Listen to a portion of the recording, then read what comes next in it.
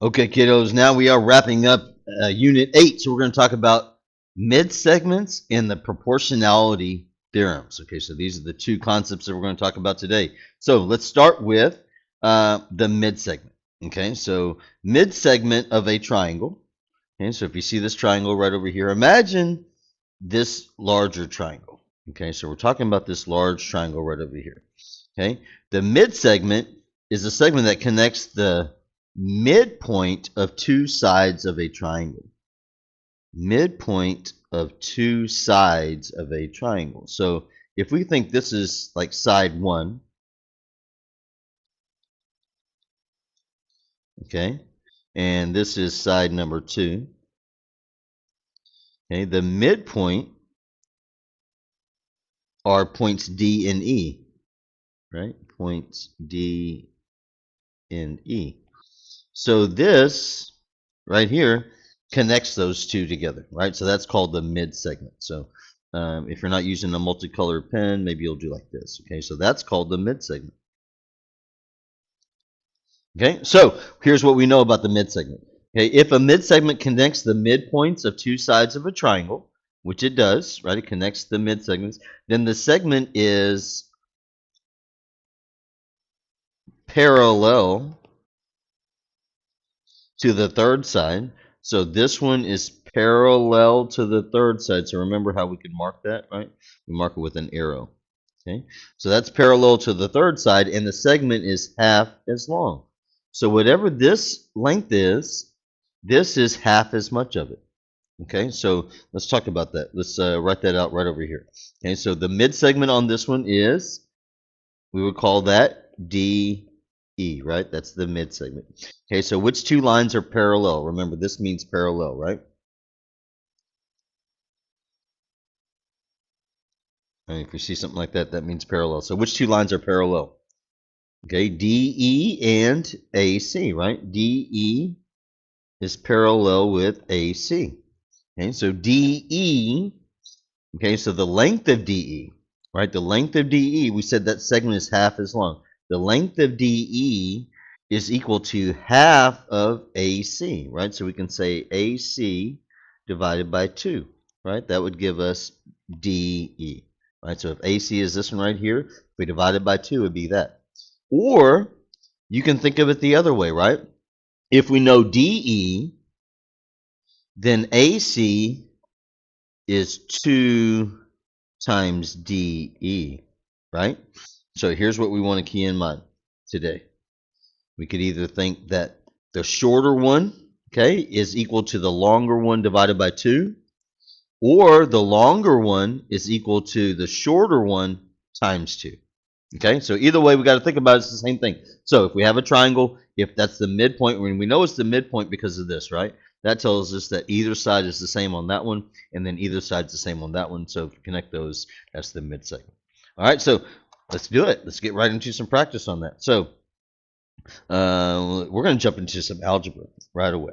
All right, so let's look over here. It says in this diagram below of triangle NOP, right? So remember, let's kind of trace that out real quick. N to O to P, right? And then since it's 3, it goes back to N. Okay, because it's this triangle, right? Q is the midpoint of NP. Okay, so Q is the midpoint. Okay, and R is also the midpoint of OP. Okay, OP. R is the midpoint. Okay. So what do we know? If those are the midpoints, then we know that this one right here, right, is equal to half of this right here, right? So if they give us QR is this, right? So QR is that one right there, right? And then they say NO is this right there, right? Here's what we need to know. If they want us to find the measure of QR, okay, so let's underline what they want. They want us to find the measure of QR, right? So QR is this right here. To find the measure, if they give it to this, we have to first figure out what X is, right? So here's our steps. The first thing that we need to do is we need to set up our equation. Okay. Second thing, after we set it up, we're going to solve it. Okay. And then the third thing is we're going to substitute back in. Okay. So we're going to substitute. Um, we're going to substitute back in to our original equation once we solve. All right. So let's set it up. Well, what do we know? We know that this is the short one. So it's equal to half of this, right? Or this is equal to 2 of these. So I'm going to show you both ways, and I'm going to show you how it's the same, of course, the same answer, and hopefully get a better understanding of it as well as we do it. So we're going to say first this small one right here, right? So we could say negative 23 plus 8x is equal to half of this, right? So let's put that over there, negative 3x plus 49, right? Divided by 2. That means half, right? Okay, now I'm going to set it up the other way as well. Okay, so we also said this is equal to 2 of those, right? So let's set it up like that. That one, so that would be negative 3x plus 49 is equal to 2 of the shorter ones, right? So 2 times negative 23 plus 8x, right? And so if we notice right over here, this is the same thing. This right over here is over here, right? So 1 of the small one is equal to half of the big one, when the big one is equal to 2 of the small ones. Okay, so now that we have that, let's go ahead and solve it. So I'm going to solve this first one first. Now that one looks really tricky, right? But here's what we want to keep in mind. Okay, anytime we have a fraction on one side and we have something on the other side, here's what I think. I think, okay, let me cross multiply. So I'm just going to put that over 1, right? So that didn't change anything, right? So I'm just put that over 1. Now let me cross multiply. Okay, so first I'm going to say this times this. Okay, so this times 1 is the same thing, right? So negative 3x plus 49 times 1 is still going to be negative 3x plus 49, right? And that's going to be equal to this times this, right? So let me write that. Okay, it's going to be 2 times this, right? So let me write that. 2 times negative 23 plus 8x. Okay, I know you got this. It looks a little different from what we've been doing, but you got this, right? So we said this times this, which is that, equals this times that, right? So now let's cross multiply. Let's do, we always want to do our parentheses first. So what this means is this 2 gets multiplied by each of these items. So you can think like I can circle that 2 to give me a better idea, right? So that gets multiplied times each of that, and then that. So the first thing is I need to recognize that that's not 23, that's negative 23, right? So 2 times negative 23 gives me negative 46. Okay, then 2 times positive 8x gives me positive 16x, right? Equals, and then I can bring this down, right? Negative 3x plus 49. I don't want to forget to bring it all down. Okay, so now let's kind of look over here. How will we have solved this? Okay, so this way you can think that whichever way is easier for you. Well, what would we have done over here? Well, we would have done that same multiplication, right? 2 times that, and then 2 times that. So that would have given us 2 times negative 23 is negative 46, right? And then the 2 times the 8x gives us positive 16x, and then we have negative 3x plus 49. Okay, so now what we should notice is that this is the same as that. Right, so it didn't matter how I set it up. Either way, of course, as you might expect, I'm going to get the same exact answer, right, as I should. All right, so let's keep it going. So now I want to get x by itself. So I want to get the x's to the left side. So I may think about drawing my line down. So I'm going to move this to the left side. So I need to add the opposite. So what's the opposite of 16x? Opposite of 16x is negative 16x. So if I subtract over there, I'm going to subtract over there. Okay, now I'm just going to go left to right. Negative 3x. And I can put in my calculator plus, right? Because we're going to combine those. Negative 3x plus 16x or negative 3x minus 16x. Either way, whichever way you want to think of it, you get the same answer, right? Negative 3x minus 16x. So then we have to bring that down because we're going to go from left to right. We got to bring that down because we go from left to right. And then these two opposites cancel out, right? That's what we wanted. Now, if we notice, we already got the variable by itself over here. That's good. Now we need to move this over there because we know we're going to divide by negative 19 at the end, right? So the opposite of 49 is negative 49, okay? See if you can keep it going before me or pause it if you got it. Okay, now we're going to bring down that negative 19x, right? Okay, so then negative 46 minus 49, it becomes more negative, right? So that's going to be negative 95. Okay, so then our last step, we know that it's going to be divided by negative 19. Okay, so that gives us x is going to be equal to 5. Okay, but here's the thing. That's step number 2. So the first thing we did was we set up our equation, right? Second thing we did was we solved. Now we have to substitute back in. So this is the crucial thing that a lot of times we forget. So we don't want to forget that right there. Okay, so and as we notice over here, this would have been the same as this right here, right? Okay, so now here's going to be step number 3. Step number 3. Step number 3 is substitute back in. So we said that we want to find, let's look back at our problem. We want to find the length of QR. So QR is negative 23 plus 8x, right? So if QR is equal to negative 23 plus 8x, that means we're going to substitute something in place of the x, right? Well, what makes sense to put in place of the x? It's going to be our 5, right? So that's why I'm just going to circle that 5 as far as the answer. I'm going to box our final answer. All right, so if we just type this into our calculator, okay, it will give us this answer right over here. But I'm going to show you how we can do it by hand as well. All right, so 8 times 5, right, is going to be 40, positive 40. So negative 23 plus 40 is the same thing as 40 minus 23, right, which is going to get equal 17. Okay, so that's going to be boxed as our final answer. Okay, so that's the main thing, is that we need to set up our equation first, solve, and then substitute. Okay, so let's go through one more example quickly. Okay, so if we see this one right over here, okay, it says this diagram, this triangle is the midpoint, D is the midpoint, okay, and E is the midpoint. Okay, so if we know that both of those are the midpoint, that means that those have that ratio of this is half of this, or this is 2 times that, right? So let's go ahead and see what we got here. It says, what's the measure of CAB? Okay, well, let's kind of trace that out. CAB, that would go from C, right, all the way to A to B, right? And this, we recognize, this is a little different. This one is an angle. Okay, so that's an angle. All right, so what do we know about the angles? All right, so if they're talking about, maybe I can highlight that in a different color. So if we're talking about this angle right here, right, that's the same angle as this one right over here, right? And so that's what we know. This is CDE. They're also given this measurement. So what we know about these, if those are the midpoints, we said these are parallel, right? So if those are parallel, then the angles have to be congruent. So if the angles are congruent, lines are parallel. Okay, so these 2 lines are parallel. So if we know that, then we can say that first thing we're going to do is we're going to set it up. Second thing we're going to do is we're going to solve, right? Third thing we're going to do is substitute. Okay, so what do we know?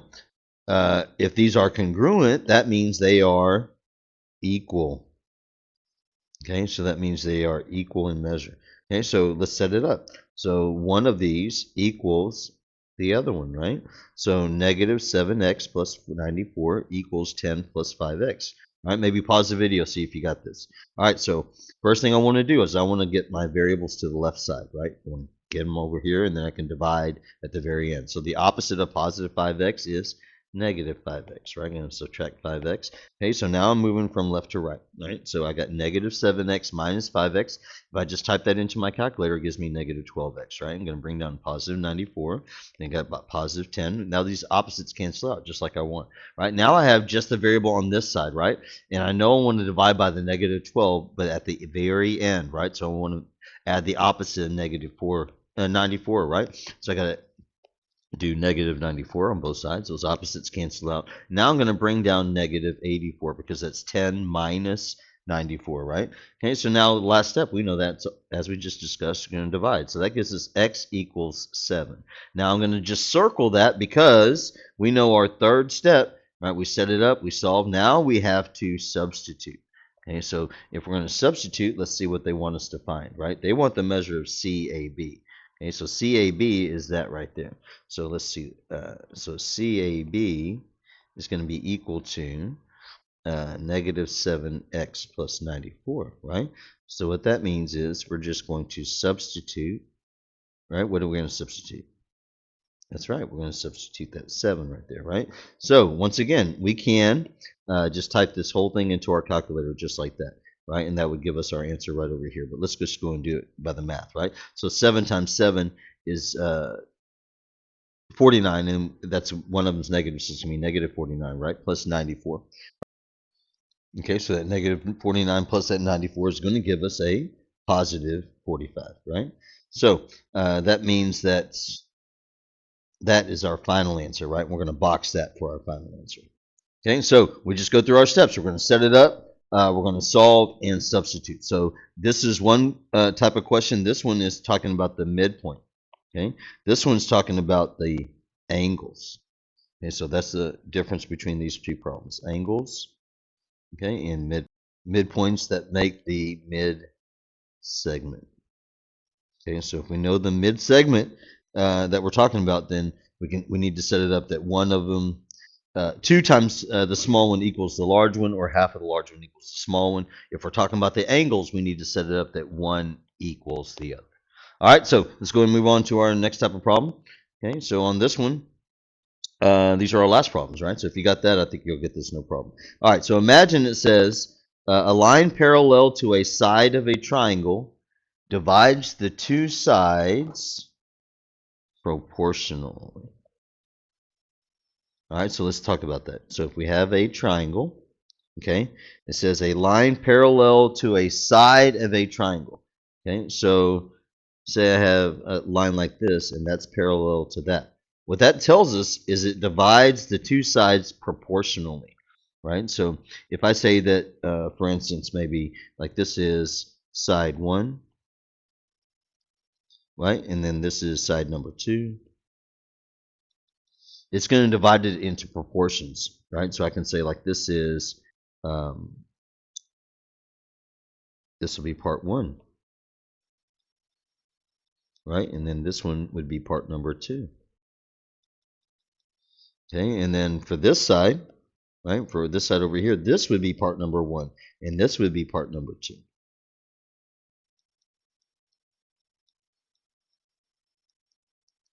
Okay, so basically, if the two lines are parallel, then it divides those parts into, so we can say like part number 1 over part number 2 for one side equals part number 1 over part number 2 for the other side.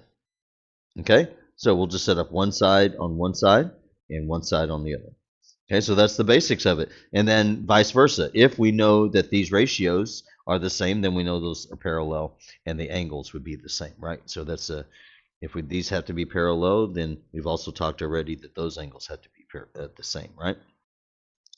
Okay, so let's go ahead and get right into the practice. Okay, so it says solve for x. Okay, so where is x? X is right over here. Well, what do we notice? We notice that these two are parallel. So that means the side parts are proportional, right? So if these side pieces, this one to that one is proportional to that, that means we can use that to solve for x, right? So that's our problem solving skill. So go ahead and pause the video or see if you can set it up as I'm doing it. Okay, yes, so we would have thought that this is the left side and this is the right side, right? So I'm just going to do it just like that. 3.4 on top and x on bottom. 5.7 on top, 4.3 on the bottom. Okay, but there's a couple different ways you can do it, right? And as long as you do it the right corresponding part, you're going to get it correctly. All right, so let's go ahead and cross multiply, right? So I like working my x's first, so that's going to give us 5.7x equals, right? If I put that in my calculator, 4.3 times 3.4, that's going to give me 14.62, right? Then I know I'm just going to divide by that 5.7. Okay, that cancels out. So x is going to be approximately, now here's the thing. This one says round to the nearest tenth. Okay, so we've been getting good at that. Remember, tenth means 1 decimal place, right? Okay, so tenth means 1 decimal place. So let's write that down to 3, right? So that's going to be 2.564, right? So what would that be? That would be approximately, we said we're going to underline the 5, right? And then we're going to ask the right door neighbor that's 6. So that's going to be 2.6 would be our final answer, right? Okay, I'm going to reset. Write that better. Oh, never mind. All right, so that's it. All right, so let's see if you can get this set up this next one. Okay, so it says in this diagram below, Qn is 7.5. Qn is 7.5. Okay. RO is 9.4. RO is 9.4, and PQ is 12.5. PQ is 12.5. They want to find the length of PR, so that means this is our X, right? PR is our X. All right, well, if we know that this is parallel to that one, so since they're parallel, they are proportional, right? The sides are, right? The sides are proportional. So let's set it up, right? I'm going to show you a couple of different ways that you might have set it up. And either one's going to give us the same answer, right? You might have thought like this, 12.5 over 7.5, and you might have thought x over 9.4, right? Well, what about this? What if I said 12.5 over x, right? So if I did that, then I would have to do what? 7.5 over 9.4, right? So if I did that, either way, I'm going to get the same answer. So check that out. That's going to give me 7.5x, and then 12.5 times 9.4. If we type that into our calculator, that's going to give us 117.5.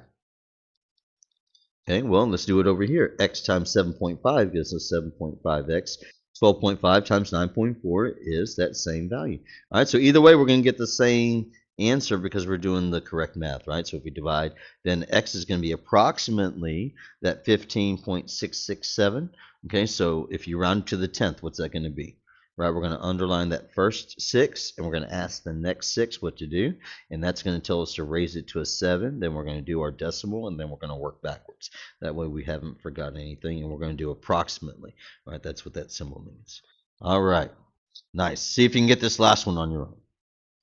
Okay, so on this one it says solve for x, right? Where here's x right here. Well, what do we know? Are these parallel? Well, yes. And how do we know? Because these are congruent. Those angles are congruent. Those are corresponding angles, right? So if those are corresponding angles, that means those are parallel, which means proportional sides. Okay, so that's our method to solve, is that we're using proportional sides. So keeping that in mind, let's do it. So if I said we have 2 of them, right? Maybe I can put x over here, 10.3, right? Then I would put 17.1 and 12.9. Right? Hopefully it makes perfect sense for you.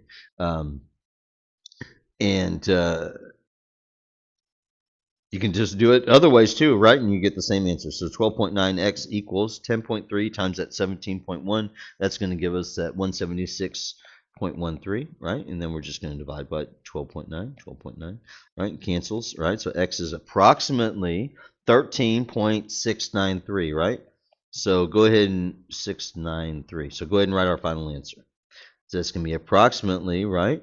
We're going to ask that 9 what to do. It's going to say raise that 7, bring down the 3 and the 1. Right? So that's our answer, approximately 13.7. All right, nicely done. Now on this one, last one right here, we're just going to briefly go over this because it's the same thing. All right, so if we see lines L, M, and N are parallel, okay, so if these 3 lines are parallel, okay, so if those 3 lines are parallel, and cut by 2 transversal lines, right? These 2 transversal lines find the value of x. Well, if these are transversals, that means that these angles right here are the same, and that these angles right here are the same, right? So if we can kind of imagine that it's like a triangle, right? Then these are proportional.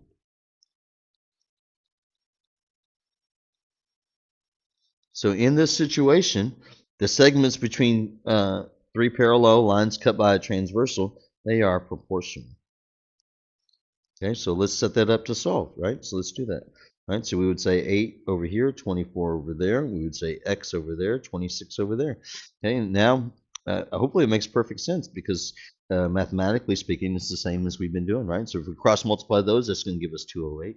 Okay, we know what to do. Last step, we're going to divide by 24. Okay, if we do that, we're going to get x is approximately 8.666, right? And they say round to the nearest tenth, right? So that's going to be, we're going to ask that 6 what to do. It says bring down a 7, right? Then that's 8, and then our approximately symbol. Okay, and then that's going to be our answer. All right, so make sure you got this down. Let me know if you have a question, but I know you got this. And remember, next time is our tests.